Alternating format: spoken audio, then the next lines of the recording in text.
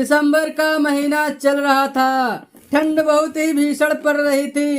तभी नवीन के पास एक फोन कॉल आता है कि जीजू, जब से मेरी शादी हुई है तब से आप एक बार भी ससुराल नहीं आए हैं और आपने मुझे शादी में ऐसा रंग लगाया था कि मुझे आज भी याद है।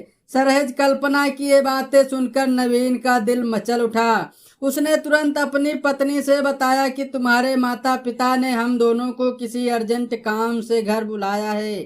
पति की बात सुनकर पत्नी जल्दी जल्दी तैयार हो गई और शाम ढलने से पहले ससुराल पहुंच गए दोनों।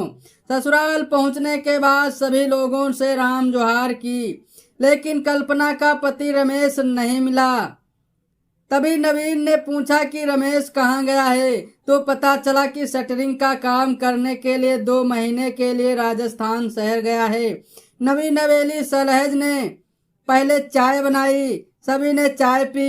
फिर खाना बनाने के लिए सरहज की मदद में नवीन जुट गया और सरहज से काफी मजाक भी कर रहा था।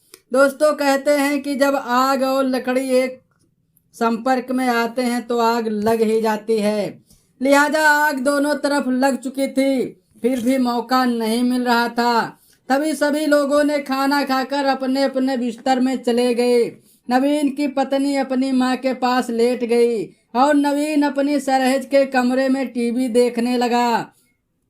तभी टीवी में दिलवाले फिल्म का गाना आया। मौका मिलेगा तो हम बता देंगे कि कितना प्यार करते हैं सनम। धीरे धीरे नवीन और कल्पना एक दूसरे से प्यार का इजहार करते हुए एक दूसरे के म्यूजिक सिस्टम में अपना अपना मेमोरी कार्ड लगाकर खूब गाने सुनने लगे। जब मेमोरी कार्ड से सारा गाना खत्म हो गया तो अपने अपने बिस्तर पर चले गए। सुबह जल्दी उठकर सभी के लिए खाना बनाया। सभी ने खाना खाया। खाना खाने के बाद नवीन के सास ससुर और पत्नी खेत देखने के लिए खेत की तरफ चले गए। तभी मौका पाकर नवीन ने फिर एक बार सरहज का गेम बजा डाला। अब क्या था, दोनों एक दूसरे को नमकीन पसीने की अच्छी तरह से लत लग चुकी थी। अब नवीन अपनी पत्नी को लेकर वापस घर आ गया, लेकिन अब नवीन का लगाव पत्नी से कम हो रहा था और सरहज की तरफ बढ़ता जा रहा था।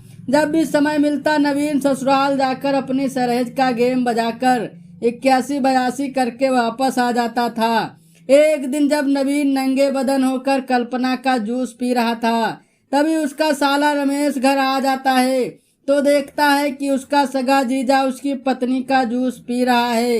यह देखकर रमेश का पारा चढ़ गया। उसने डंडे से नवीन को पीटना शुरू कर दिया। फिर कुछ ससुराल वालों ने भी नवीन पर अपना हाथ साफ किया, जिससे कुछ समय बाद नवीन ने दम तोड़ दिया और रमेश की बहन विधवा हो गई। मामला पुलिस तक पहुंचा। पुलिस ने अपना काम करते हुए आरोपी साले को जेल भेज दिया। अब बहन विधवा हो चुकी है, भाई जेल में सजा काट रहा है और कल्पना अब नए ऑपरेटर की तलाश में जुट गई है। दोस्तों, मैं सभी शादीशुदा युवकों से अनुरोध करता हूं कि अपनी पत्नी के साथ रहकर अपना खुशी से जीवन बिताएं, और अगर आप किसी भी महिला का ऑपरेटर बनने की कोशिश करोगे तो या तो तुम्हें जेल होगी या फिर सीधे यमलोक के दर्शन होंगे। दोस्तों, यह कहानी आपको कैसी लगी कमेंट करके जरूर सूचित करें। धन्यवाद।